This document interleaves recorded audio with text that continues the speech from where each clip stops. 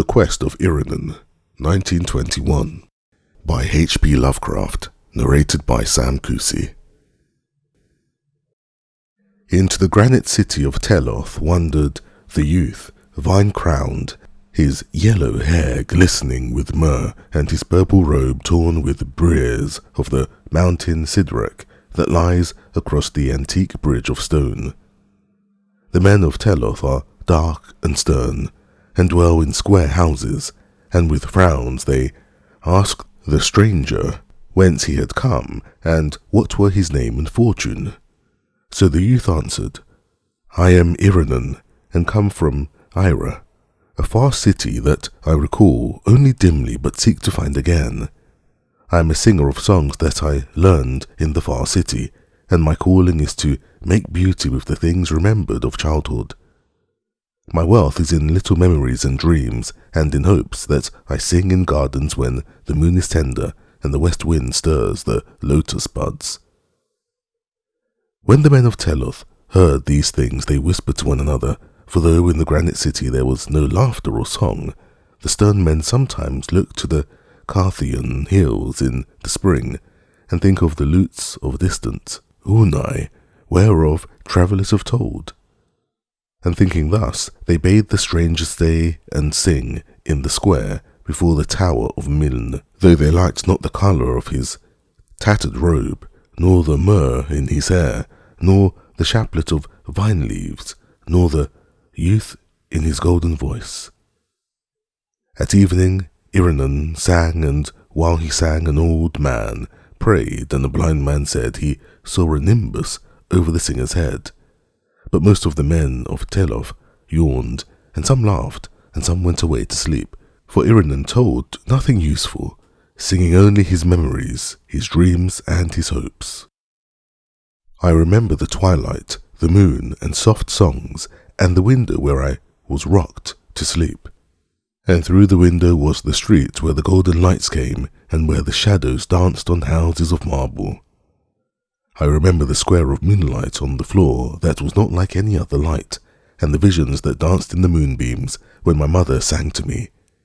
And too, I remember the sun of morning bright above the many-coloured hills in summer, and the sweetness of flowers born on the south wind that made the trees sing. O Aira, city of marble and beryl, how many are thy beauties! How loved I the warm and fragrant groves across the highly Nithra, and the falls of the tiny Kra that flowed through the verdant valley. In those groves and in the vale the children wove wreaths for one another, and at dusk I dreamed strange dreams under the yath trees on the mountain as I saw below me the lights of the city and the curving Nithra reflecting a ribbon of stars. And in the city were palaces of veined and tinted marble, with golden domes and painted walls and green gardens and cerulean pools and crystal fountains. Often I played in the gardens and waded in the pools and lay and dreamed among the pale flowers under the trees. And sometimes at sunset I would climb the long hilly street to the citadel and the open place and look down upon Aira, the magic city of marble and beryl, splendid in a robe of golden flame. Long have I missed thee, Aira, for I was but young when we went into exile, but my father was thy king, and I shall come again to thee, for it is so dreaded of fate. All through 7 lands have I sought thee, and some day shall I reign over thy groves and gardens, thy streets and palaces, and sing to men who shall know whereof I sing, and laugh not, nor turn away, for I am Iranon, who was a prince of Aira. That night the men of Teloth lodged the stranger in a stable, and in the morning an Archon came to him and told him to go to the shop at Athok, the cobbler, and be apprenticed to him. But I am Iranon, a singer of songs, he said, and have no heart for the cobbler's trade. All in Teloth must toil, replied the Archon, for that is the law, said Iranon. Wherefore do ye toil? Is it not that ye may live and be happy? And if ye toil only that ye may toil more, when shall happiness find you? Ye toil to live, but is not life made of beauty and song? And if ye suffer no singers among you, where shall be the fruits of your toil? Toil without song is like a weary journey without an end. Were not death more pleasing? But the Archon was sullen, and did not understand, and rebuked the stranger. Thou art a strange youth, and I like not thy face nor thy voice. The words thou speakest are blasphemy, and the gods of Teloth have said that toil is good. Our gods have promised us a haven of light beyond death, where there shall be rest without end, and crystal coldness amidst which none shall vex his mind with thought or his eyes with beauty. Go thou then to Athog the cobbler, or be gone out of the city by sunset. All here must serve, and song is folly. So Iranon went outside of the stable and walked over the narrow stone streets between the gloomy square houses of granite, seeking something green in the air of spring. But in Teloth nothing was green, for all was stone. On the faces of men were frowns, but by the stone embankment along the sluggish river Zuro sate a young boy with sad eyes, gazing into the waters to spy green budding branches washed down from the hills by the freshets. And the boy said to him, Art thou not indeed he who the Archons tell of, who seekest a far city in a fair land? I am Romnod, and born of the blood of Teloth, but am not old in the ways of the granite city, and yearn daily for the warm groves and the distant lands of beauty and song. Beyond the Carthian hills lieth Oonai, the city of lutes and dancing, which men whisper of and say is both lovely and terrible. Thither would I go were I old enough to find the way, and thither shouldest thou go, and thou wouldst sing, and have men listen to thee. Let us leave the city Teloth, and fare together among the hills of spring. Thou shalt show me the ways of travel, and I will attend thy songs at evening, when the stars, one by one, bring dreams to the minds of dreamers.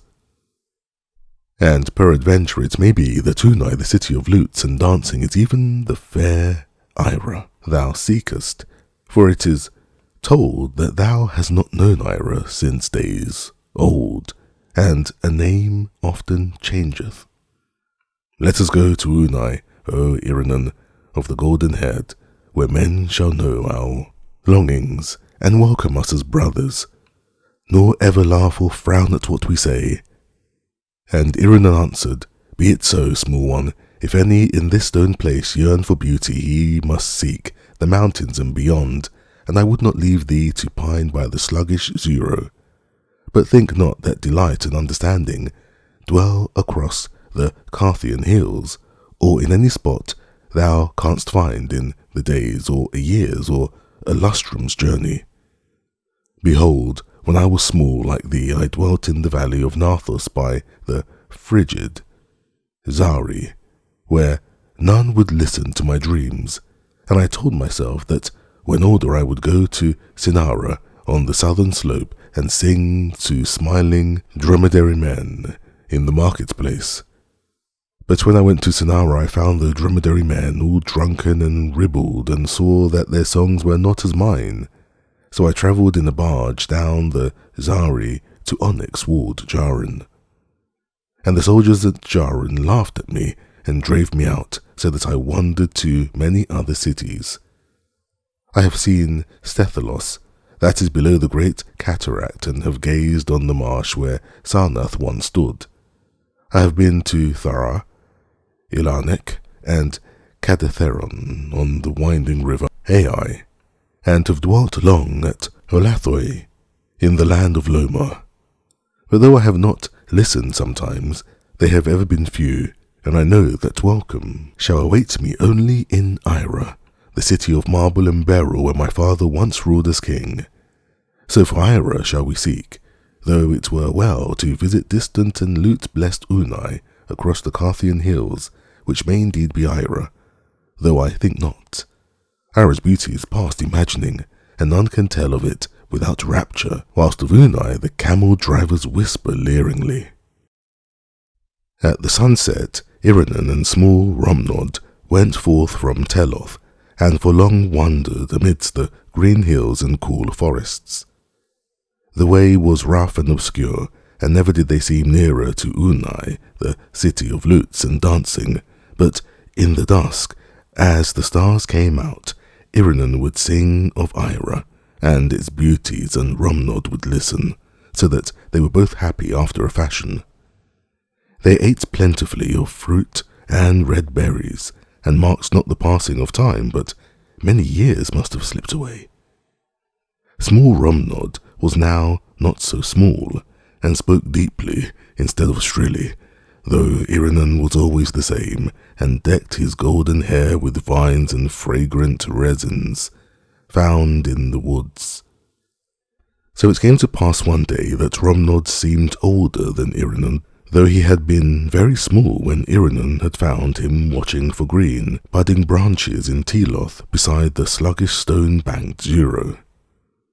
Then one night, when the moon was full, the travellers came to the mountain crest and looked down upon the myriad lights of Oonai. Peasants had told them they were near, and Iranon knew that this was not his native city of Aira. The lights of Oonai were not like those of Aira, for they were harsh and glaring, whilst the lights of Aira shone as softly and magically as shone the moonlight on the floor by the window where Iranon's mother once rocked him to sleep with song.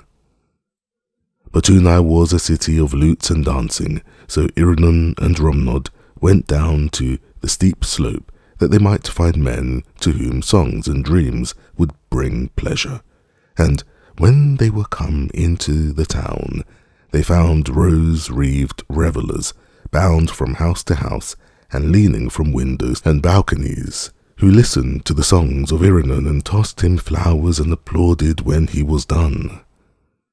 Then for a moment did Iranon believe he had found those who thought and felt even as he, though the town was not 100th as fair as Aira.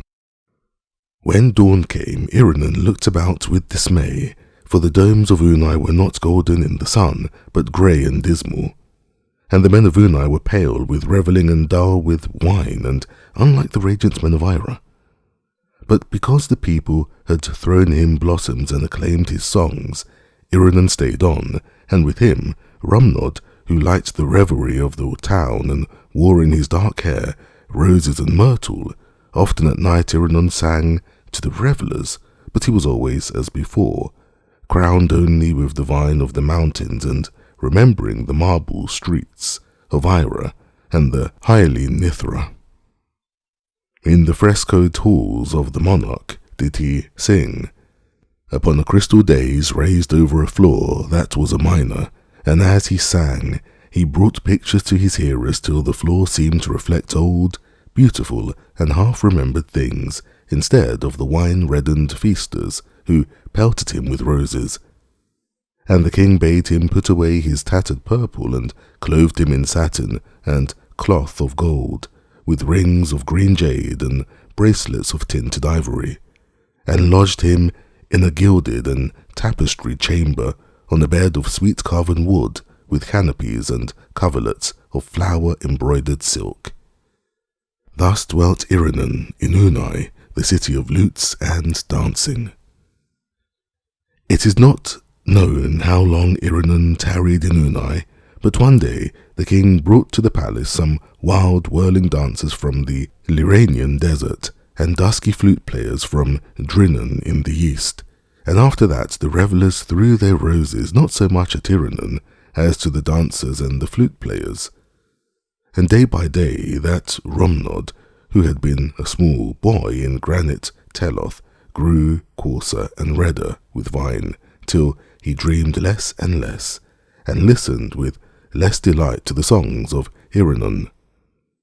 But though Iranon was sad, he ceased not to sing, and at evening told again his dreams of Aira, the city of marble and beryl. Then one night the red and fattened Romnod snorted heavily amidst the poppied silks of his banquet couch, and died writhing, whilst Iranon, pale and slender, sang to himself in a far corner. And when Iranon had wept over the grave of Romnod and strewn it with green budding branches, such as Romnod used to love, he put aside his silks and gauds and went, forgotten, out of Oonai, the city of lutes and dancing, clad only in the ragged purple in which he had come, and garlanded with fresh vines from the mountains. Into the sunset wandered Iranon, seeking still for his native land and for men who would understand and cherish his songs and dreams. In all the cities of Sadathria, and in the lands beyond the Nazik desert, gay-faced children laughed at his olden songs and tattered robe of purple. But Iranon stayed ever young, and wore wreaths upon his golden head, whilst he sang of Aira, delight of the past and hope of the future. So came he one night to the squalid cot of an antique shepherd, bent and dirty, who kept lean flocks on a stony slope above a quicksand marsh. To this man Iranon spoke, as to so many others. Canst thou tell me where I may find Aira, the city of marble and beryl, where flows the Haley Nithra, and where the falls of the tiny Kra sing to verdant valleys and hills forested with yath trees? And the shepherd, hearing, looked long and strangely at Iranon, as if recalling something very far away in time, and noted each line of the stranger's face, and his golden hair, and his crown of vine leaves. But he was old, and shook his head as he replied, "O stranger, I have indeed heard the name of Aira, and the other names hast thou spoken. But they come to me from afar down the waste of long years. I heard them in my youth from the lips of a playmate, a beggar's boy given to strange dreams, who would weave long tales about the moon and the flowers and the west wind.